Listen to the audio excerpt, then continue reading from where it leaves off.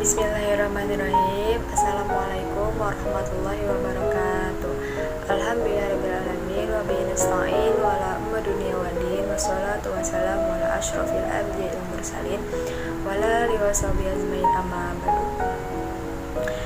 Perkenalkan, nama saya Jarawayu Syaira. Saya dari kelas MPI 1A, Prodi Manajemen Pendidikan Islam, Fakultas Agama Islam.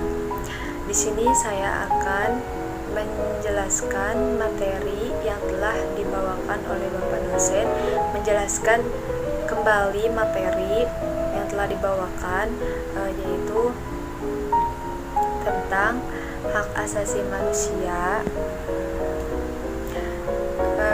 demokrasi, rule of law, dan hak dan kewajiban warga negara. Yang pertama, saya akan menjelaskan tentang hak asasi manusia. Hak asasi manusia adalah hak dan kebebasan fundamental bagi semua orang, tanpa memandang kebangsaan, jenis kelamin, asal kebangsaan atau etnis, ras, agama, bahasa, atau status lainnya. Hak asasi manusia mencakup hak sipil dan politik, seperti hak untuk hidup, kebebasan dan kebebasan berekspresi. Selain itu, ada juga hak sosial, budaya, dan ekonomi, termasuk hak untuk berpartisipasi dalam kebudayaan, hak atas pangan, hak untuk bekerja, dan hak atas pendidikan. Hak asasi manusia ini dilindungi dan didukung oleh hukum dan perjanjian internasional dan nasional. Di sini hak asasi manusia juga mempunyai contoh-contohnya.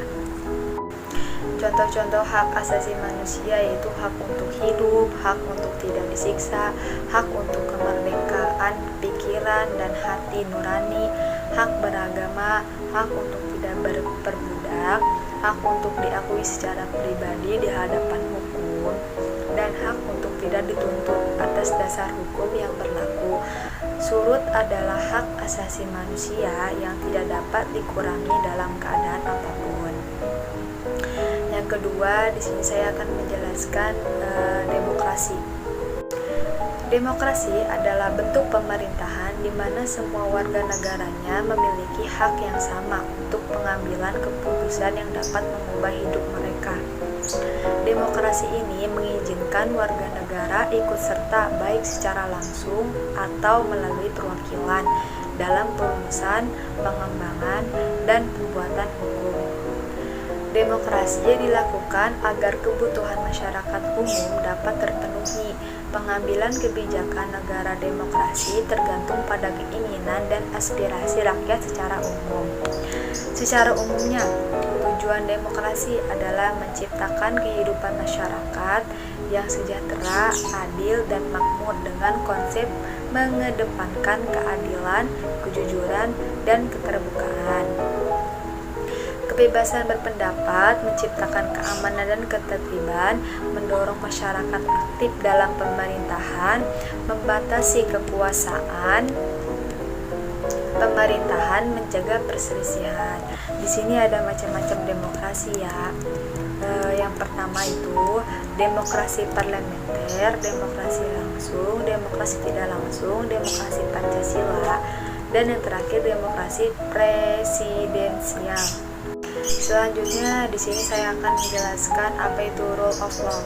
Rule of law adalah prinsip hukum yang menyatakan bahwa negara harus diperintah oleh hukum dan bukan sekedar keputusan pejabat-pejabat secara individual. Prinsip tersebut biasanya merujuk kepada pengaruh dan wewenang hukum dalam masyarakat, terutama sebagai pengatur perilaku, termasuk perilaku para pejabat pemerintah. Dan yang terakhir yaitu hak kewajiban warga negara. Apa sih itu hak? Hak adalah segala sesuatu yang harus didapatkan oleh setiap orang yang telah ada sejak lahir bahkan sebelum lahir. Sementara kewajiban adalah sesuatu yang wajib dilaksanakan seseorang.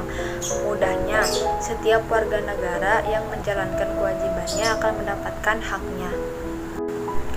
Hanya segitu yang bisa saya sampaikan kembali materi tentang PKN, Pendidikan Kewarganegaraan yang telah disampaikan oleh Bapak dosen. Selanjutnya di sini saya akan langsung mengerjakan tugas, yaitu sebuah tugas wawancara.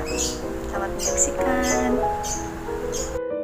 Bismillahirrahmanirrahim. Assalamualaikum warahmatullahi wabarakatuh. Waalaikumsalam warahmatullahi wabarakatuh.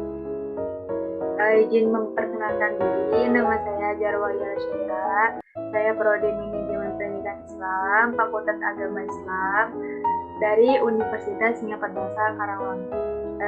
Di sini terima kasih kepada saudari-saudari yang sudah hadir pada tugas saya ini, yaitu wawancara. Nah, boleh memperkenalkan diri dulu, mulai dari siapa? Boleh dari saya dulu. Sebelumnya terima kasih kepada Saudari Zahra Wahyu Al-Syahira yang telah memberikan kesempatan kepada saya menjadi narasumber. Perkenalkan, nama saya Najma Zahira dari Universitas Pajajaran, Fakultas Perikanan dan Ilmu Kelautan, Prodi Ilmu Kelautan. Satunya lagi boleh memperkenalkan diri. Terima kasih Saudari Zahra yang telah memberikan kesempatan kepada saya sebagai narasumber pada malam hari ini. Perkenalkan, nama saya Yuni Dwi Maharani dari Universitas Singapura Bangsa Karawang, Fakultas Ilmu Sosial dan Ilmu Politik, Prodi Ilmu Komunikasi. Baik, di sini saya akan mewawancarai membahas tentang nilai-nilai Pancasila ya. Sebelumnya di sini saya akan menjelaskan secara singkat nilai-nilai Pancasila dalam kehidupan sehari-hari itu mencerminkan kayak gimana. Nah, nilai-nilai Pancasila itu dalam kehidupan sehari-hari mencerminkan dasar negara yang menunjukkan nilai-nilai yang sesuai dengan kehidupan dan kepribadian bangsa dan masyarakat Indonesia. Selain itu, Pancasila juga merupakan ideologi negara dan dasar negara dalam melakukan kegiatan sehari-hari. Baik, di sini saya akan langsung mewawancarai dari Saudari Yuni. Menurut Saudari Yuni, kenapa Pancasila harus kita wujudkan dalam kehidupan sehari-hari? Baik, terima kasih Saudari Zahra. Menurut saya Pancasila merupakan dasar negara ya, dan menurut saya juga Pancasila itu sebagai pandangan hidup, pedoman hidup kayak gitu. Nah, jadi kita harus menerapkan dan mewujudkannya dalam kehidupan sehari-hari. Kayak contoh penerapannya pada sila pertama, ketuhanan yang Maha Esa. Contohnya sebagai umat Muslim atau umat manusia gitu ya, kita harus meyakini atas Tuhan yang Maha Esa gitu, dengan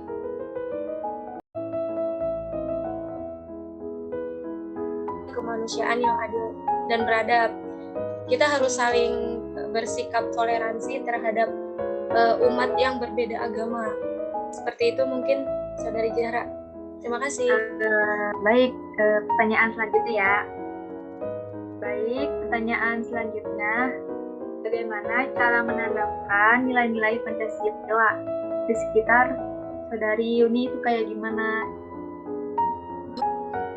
Menurut saya contoh penerapan nilai Pancasila dalam kehidupan sehari-hari, contohnya seperti kita bersikap, ya tadi sudah dijelaskan, seperti bersikap toleransi terhadap sesama umat yang berbeda agama, seperti saling menghargai, menghormati. Nah, terus kayak meyakini adanya Tuhan yang Maha Esa dan menjauhi segala larangan dan menjalankan segala perintahnya. Seperti itu mungkin Saudara Zahra. Baik, lanjut. Di sini saya akan mewawancarai Saudari Najma. Nah, menurut Saudari Najma nih, ngebahas soal nilai-nilai Pancasila. Nilai-nilai kayak gimana yang bisa menekankan pada segi-segi kemanusiaan. Itu kayak gimana? Ya, terima kasih Saudari Zahra. Nah, menurut saya kan nilai itu adalah suatu yang berharga, berguna, indah, memperkaya batin, dan menyadarkan manusia akan hakikat dan martabatnya. Karena nilai yang berasal dari hati nurani manusia sehingga merupakan unsur dari segi kemanusiaan, yaitu akal budi. Baik, menurut Saudari Najma nih, apa saja contoh pengalaman Saudari Najma tentang nilai-nilai Pancasila, baik di sekolah ataupun di kampus, di mana gitu? Oke, yang pertama taat kepada seluruh aturan yang berlaku di sekolah maupun universitas. Terus yang kedua, mendengarkan arahan dan nasihat dari dosen ataupun guru. Yang ketiga, berteman dengan siapa saja dan tidak lupa juga untuk menjaga kerukunan. Lalu yang terakhir, keempat, mengerjakan tugas dan semua kewajiban yang diberikan oleh guru maupun dosen. Jadi penting ya buat menanamkan nilai Pancasila di kehidupan kita.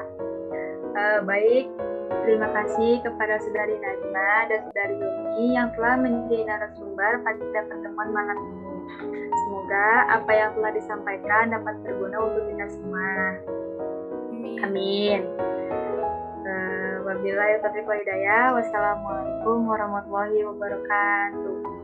Waalaikumsalam warahmatullahi wabarakatuh.